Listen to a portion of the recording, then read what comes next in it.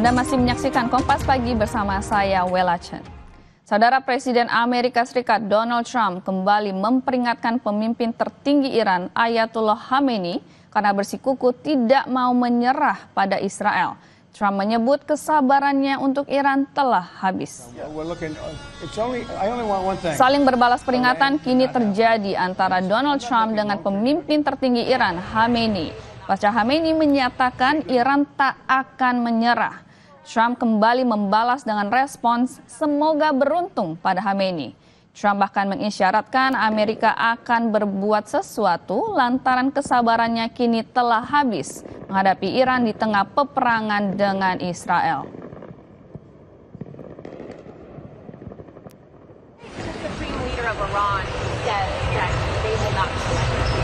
Say good luck. What is the end game? Say it. I know the location's run out. It's already run out. That's why we're doing what we're doing. You just take out. Yeah, they had 60 days and a big, 60 days, plenty of time. And they made a mistake. Honestly, they made a mistake. Their country's in ruins.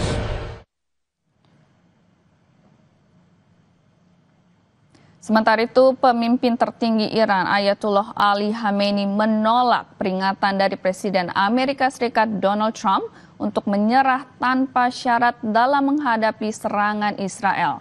Khamenei menegaskan bahwa perdamaian atau perang tidak bisa dipaksakan kepada Iran.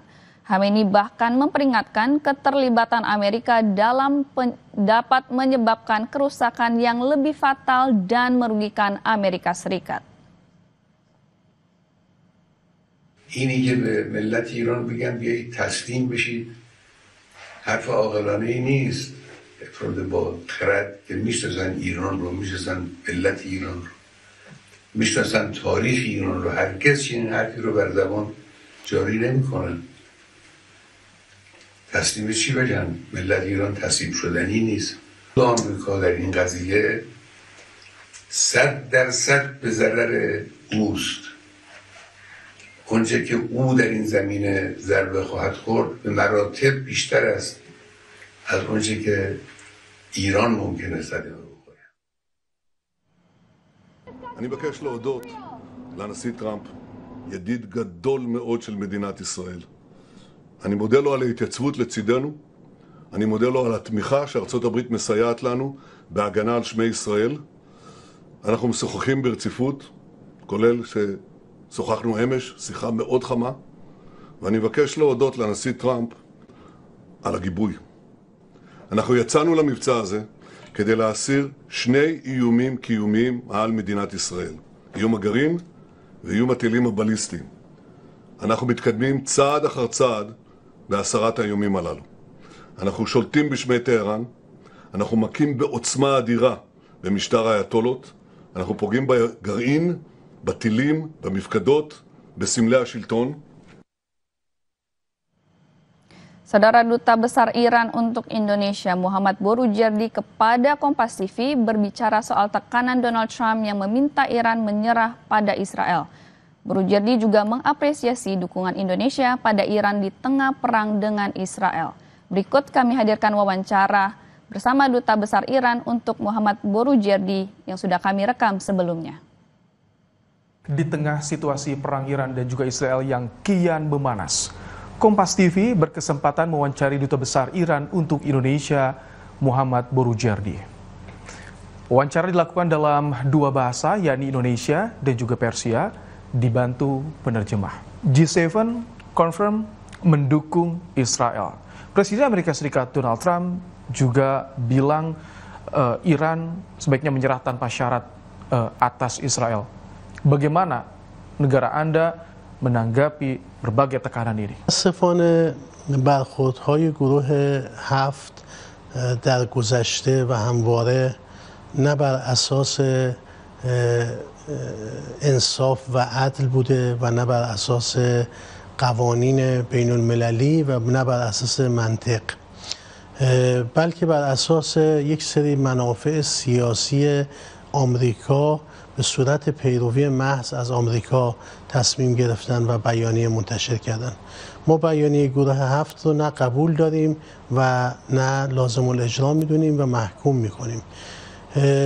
هر وقت گروه 7 تونست مستقلاً و بدون دخالت آمریکا و نفوذ آمریکا بر اساس اصول و قواعد بین المللی یا اصول و قواعد اخلاقی یا اصول و قواعد انسانی تصمیم بگیره و یک بیانیه به نفع مردم فلسطین بده، تأکید میکنم نمیگم ایران، به نفع مردم مظلوم غزه بده که بگه اینها اونجا دارن از گرسنگی میمیرند و به نفع اونها بیانیه بدهیم، اون وقت ما میتونیم باور کنیم که بیانیه های اینها سیاسی نیست و اخلاقی است. این راجع به گروه 7 که واقعا افکار عمومی مردم خودشون رو هم اقناع نمیکنه، چه برسه به این که بخواد افکار عمومی مردم دنیا رو اقناع بکنه.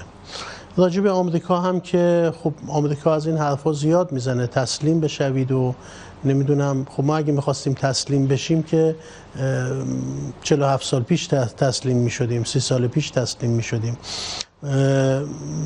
به جای اینکه بیان عامل جنگ و فتنه رو از بین ببرن، میان به کسی که مظلوم واقع شده میگن تسلیم شو. یعنی اول اسرائیل ایران رو میزنه، بعد همه از ایران میخوان که خویشتنداری کنه. این نقض غرض عقلانی نیست. اگر شما میخواید در منطقه جنگ نباشه و صلح باشه و ثبات باشه، نگاه کنید ببینید عامل جنگ های منطقه کی بوده، از او بخواید که دیگه خویشتنداری کنه و حمله نکنه. تا زمانی که اسرائیل به ما حمله بکند ما دفاع میکنیم، وقتی حمله نکند دفاعی هم نخواهد بود و این نیازی به بیانیه و qatname نداره. Kami juga ingin mengetahui bagaimana kondisi warga negara Indonesia di Iran saat ini. Apakah saat ini sudah urgent untuk mereka segera dievakuasi atau pemerintah Iran masih bisa melindungi WNI kita yang berada di Iran? Angkanya kalau tidak salah 380. Mohon dikonfirmasi. بله، تعداد اندونزیایی ها در همین حدود و سفارت اندونزی در تهران بسیار در این زمینه فعال و با وزارت خارجه ایران در ارتباط نزدیک و با سایر نهادهای ایران. دولت ایران اعلام آمادگی کرده که در صورت نیاز برای کمک به اتباع اندونزی و حتی تخلیه اونها به سفارت کمک بکنه.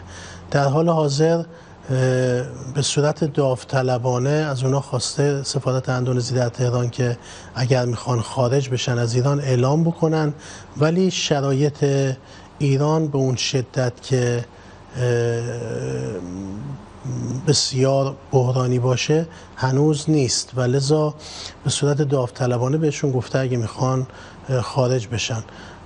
سطح هشدار رو هم وزارت خارجه اندونزی از دیروز به سطح هشدار 1 بالا برده و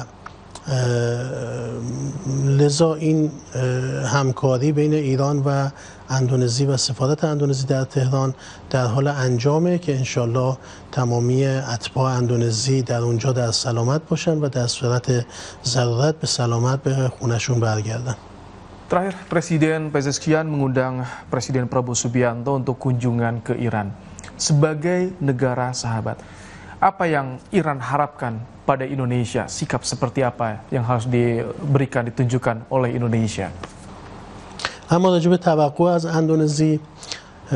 اندونزی از اولین ساعات جنگ با صدور بیانیه توسط وزارت خارجه و پیام‌های بسیار زیاد توسط نهادهای اجتماعی، سیاسی، دانشگاهی، مذهبی، سازمان‌های اسلامی بزرگ و ارسال تاج گل به سفارت من و ارسال پیام‌های دیگه حمایت خودشون رو از ایران اعلام کردند و این عمل غیرقانونی و جنایتکارانه رژیم صهیونیستی رو محکوم کردن.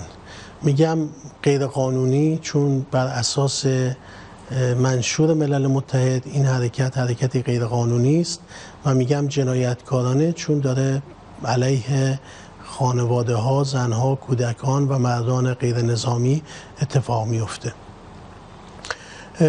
البته علیرغم تمام مواضع مثبتی که از اندونزی دیدیم، اما فکر میکنیم که اندونزی کمک بیشتری به جمهوری اسلامی ایران میتونه بکنه تا این آتشی که حتی روی اقتصاد اندونزی هم تأثیر منفی گذاشته زودتر خاموش بشه.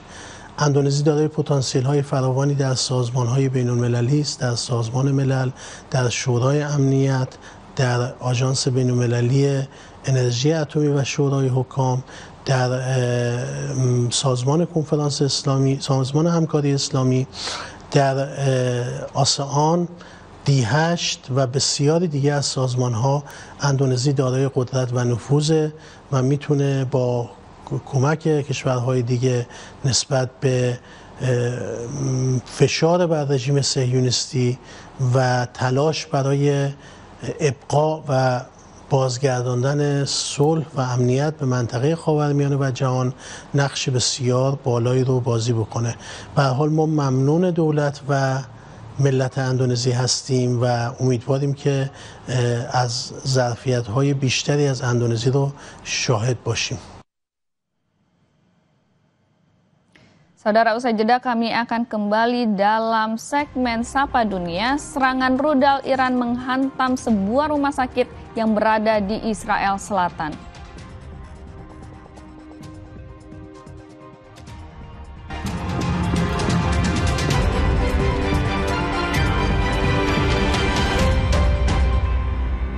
Malam hari akhir pekan, waktu yang pas terbebas dari rutinitas. Selamat malam. Pengen banget kasih semangat bagi siapapun untuk mencapai cita-cita. Lengkapi waktu